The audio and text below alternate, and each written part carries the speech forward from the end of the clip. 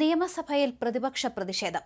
മുഖ്യമന്ത്രി പിണറായി വിജയന്റെ മറുപടി പ്രസംഗത്തിനിടയിലാണ് പ്രതിപക്ഷം പ്രതിഷേധം അറിയിച്ചത്. പ്രസംഗത്തിനിടെ വി.ഡി. സതീശന്റെ മൈക്ക് ഓഫ് ചെയ്തു.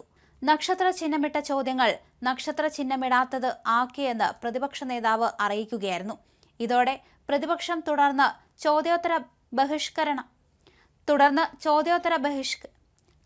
ചോദ്യോത്തരവേള ബഹിഷ്കരിക്കുകയും പ്രതിപക്ഷം ചെയ്തു.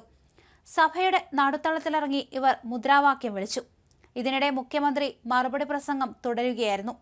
മുഖ്യമന്ത്രിയുടെ മലപ്പുറം പരാമർശം, മുഖ്യമന്ത്രിയുടെ വിവാദ അഭിമുഖം, PR വിവാദവും ചർച്ച ചെയ്യണമെന്നാവശ്യപ്പെട്ട് പ്രതിപക്ഷം അടിയന്തര പ്രമേയത്തിന് നോട്ടീസ് നൽകി കഴിഞ്ഞു.